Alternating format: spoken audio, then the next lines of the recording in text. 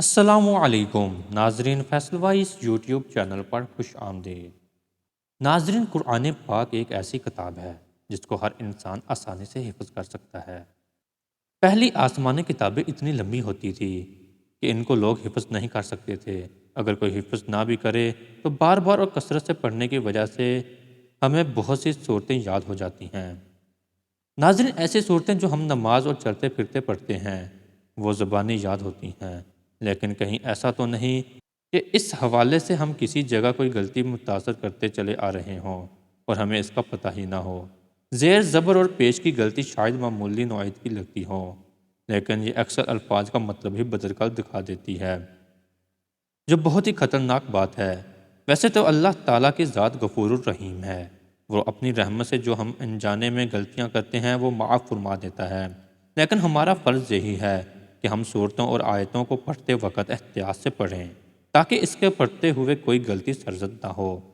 ناظرین، حدیث شریف میں ہے کہ رسول اللہ صلی اللہ علیہ وآلہ وسلم نے فرمایا، قرآن کریم کی سب صورتوں میں عظیم ترین صورت سورۃ الفاتحہ ہے۔ نماز میں اس صورت کا پڑھنا لازمی ہے۔ ہم دوسری صورتوں کی جگہ کوئی اور صورت پڑھ سکتے ہیں، لیکن اس صورت کو چھوڑ کر کوئی صورت نہیں پڑھ سکتے۔ رسول اللہ صلی اللہ علیہ وآلہ وسلم کا ارشاد ہے، جس شخص نے سورۃ الفاتحہ نہیں پڑھی اس کی نماز نہیں ہوئی۔ ناظرین، اس سے ثابت ہوتا ہے کہ جس شخص نے نماز سورۃ الفاتحہ نہیں پڑھی اس کی نماز نہیں ہوتی۔ علماء کے مطابق اگر سورۃ الفاتحہ میں ایک جگہ بھی زیر زبر تبدیل کیا جائے تو اس صورت کے پورے معنی بدل جاتے ہیں، تب سورۃ الفاتحہ اپنی اصل حالت میں ہٹ جاتی ہے، اور جب ہم نماز میں سورۃ الفاتحہ پڑھتے وقت اس میں غلطی کرتے ہیں تو ہماری پوری نماز ضائع ہو جاتی ہے۔ مثال کے طور پر سورۃ الفاتحہ میں لفظ انعمت آتا ہے، جس سے مراد ہے کہ تو نے انعام کیا۔ اب اگر کوئی اس کو انعمتو یعنی تے کو زبر کی بجائے پیش پڑھ دے تو اس کا مطلب میں نے انعام کیا۔ اس طرح معمولی غلطی کی بنا پر لفظ کا پورا مطلب بھی تبدیل ہو جائے گا، اور ایسی غلطیاں عبادت کو ضائع کرنے کے ساتھ گناہ کا بھی باعث بنتی ہیں۔ ناظرین، سورۃ الفاتحہ میں ایک نمازی عام طور پر کئی غلطیاں کرتا ہے، جس میں ایک بڑی غلطی اس سورت سے آغاز میں بسم اللہ کا نہ پڑھنا ہے، جو اس سورت کا ایک لازمی حصہ ہے، اور کچھ علماء کے نزدیک یہ اس سورت کی پہلی آیت ہے، جس کی وجہ سے اس سورت کی ٹوٹل آیت 7 ہوتی ہیں، جبکہ کچھ علماء اس کو سورۃ الفاتحہ کے ٹوٹل آیات میں شمار نہیں کرتے، لیکن اس سورت کے آغاز میں بسم اللہ پڑھنا لازم ہوتا ہے، جس کو بھول کر یا چھوڑ کر سورۃ الفاتحہ مکمل نہیں ہوتی۔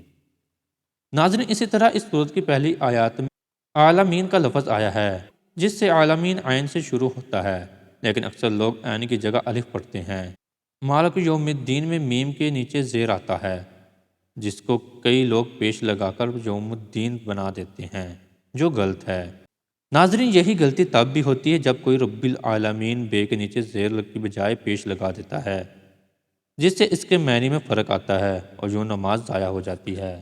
اس لیے ہم پر لازم ہے کہ ہم قرآن پاک کے ویسے حضور صلی اللہ علیہ وآلہ وسلم نے فرمایا، حضرت ابو موسیٰ رضی اللہ عنہ نے فرمایا، سورج کو گرہن لگا تو حضور نبی اکرم صلی اللہ علیہ وآلہ وسلم پر ایسی کیفیت طاری ہوئی جیسے قیامت آ گئی ہو۔ پھر آپ صلی اللہ علیہ وآلہ وسلم مسجد میں تشریف فرما ہوئے اور نماز پڑھی۔ بہت ہی لمبے قیام، رکوع، سجود کے ساتھ میں نے آپ کو